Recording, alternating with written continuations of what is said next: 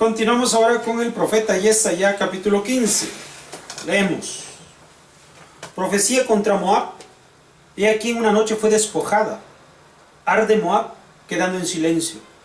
He aquí en una noche fue despojada Kir de Moab, quedando en silencio. Subieron los de Moab a las casas y los de Dibón a las aras para llorar. Por Nebo y por Medeba, Moab profiere alaridos. En todas sus cabezas hay calvicie, toda barba está cortada. En sus calles se ciñeron cilicio, sobre sus terrados y sus plazas, todo es alarido que prorrumpe en llanto. Gritaron Heshbón y Elalé, hasta Yahatz se oyeron sus voces. Por eso los guerreros de Moab gritaron, sus almas gritaron lamentándose por ellos mismos.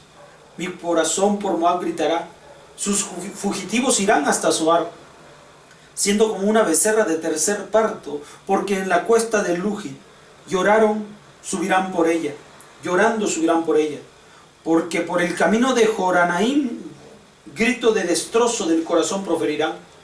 He aquí las aguas de Nimrim se secarán, pues se secará el heno, se marchitará el herbaje, toda verdura como si no hubo jamás. Por tanto, la riqueza que hizo y los tesoros junto al río de los sauces los llevarán. He aquí, ha rodeado el grito los límites de Moab, llegando hasta Ejalaim su alarido, y hasta Berelim su alarido.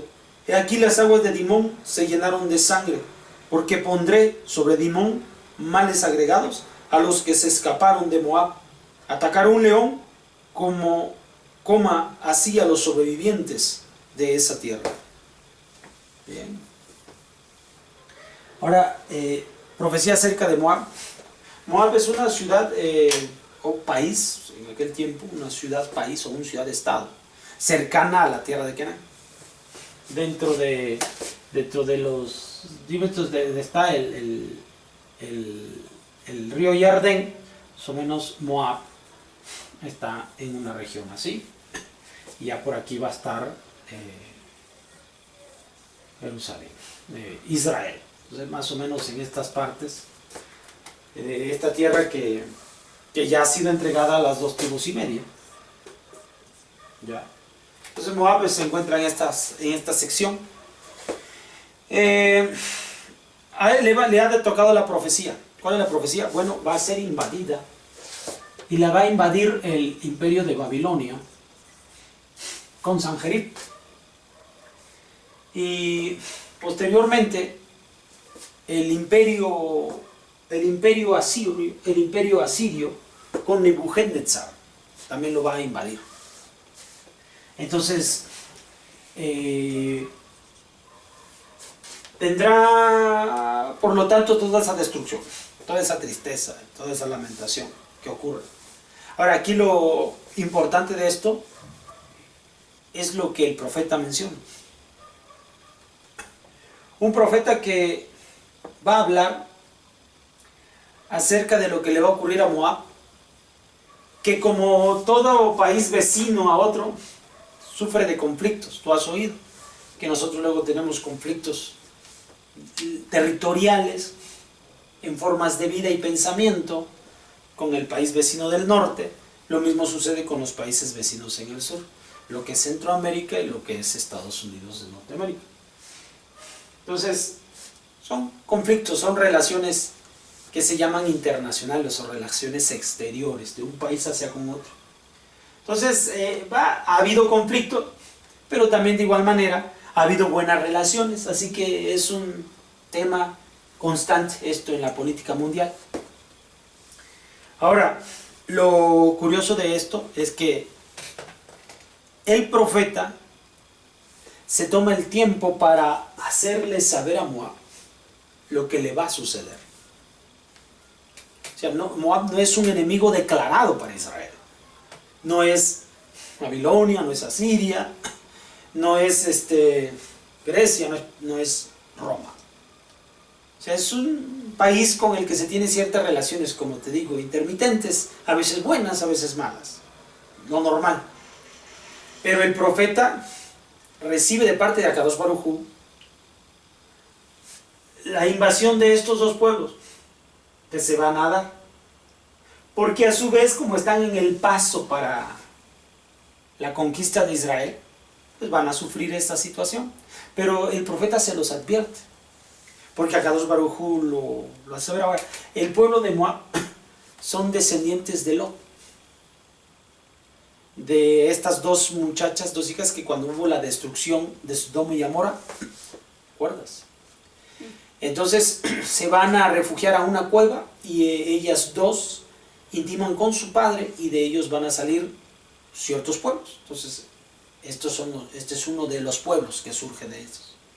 Entonces hay una relación, hay un parentesco, una familiaridad. Y Akadosh Baruj Hu toma esta situación y a pesar del tiempo se lo revela a un profeta. La Torah dice, el texto menciona que el profeta se duele y se entristece por lo que le va a ocurrir a Moab. Porque esto es lo que nos debe de identificar, nos debe de caracterizar. Aun cuando no sean del pueblo de Israel, no por eso vamos a dejar de poder advertirle a los demás el sufrimiento que les puede venir. 1, 2. También nosotros sufrimos por el hecho que otros seres humanos, aunque no pertenezcan a nuestra nación, sufran. Esto es parte de la naturaleza del individuo. Es lo que Akadosh Baruj Hu quiere que hagamos, sintamos por los demás. Tengamos simpatía. ¿Qué es simpatía? Sé que le duele y quiero ayudarle a alguien para evitarle el mal trago, el mal camino, el sufrimiento. Por simpatía, me simpatiza, por eso quiero ayudarle.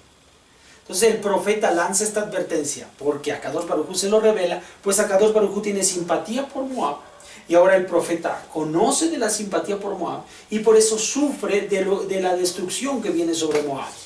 ¿Qué aprendemos? Si Akadosh Baruj Hu está interesado en ellos y el profeta está interesado en ellos y sufre por ellos, ¿qué nosotros debemos hacer? Por los extranjeros. También sufrimos por ellos. Queremos ayudarles. Queremos extenderles nuestra mano. Ahora, esto siempre ocurre tomando en cuenta las relaciones políticas que se dan entre dos países. Nosotros, como pueblo de Israel, se nos está pidiendo que podamos mantener cordialidad y simpatía por los pueblos que nos rodean. Se lo dijo Akadosh Baruj Hu muchas veces al pueblo de Israel. Aun cuando Mitraim estuvo y nos mantuvo esclavos por un tiempo largo, Akadosh Baruj Hu cuando nos hace tomar posesión de ciertas tierras, nos dice, pero a los Mitzrim trátenlos bien, porque aun cuando estuvimos en esclavitud allí, nos alojaron, nos dieron alojamiento. O sea, nos hace tener conceptos de cordialidad, no de venganza. Aun cuando hayamos recibido males de parte de los demás, nosotros debemos ser amables y extender nuestras manos hacia todos.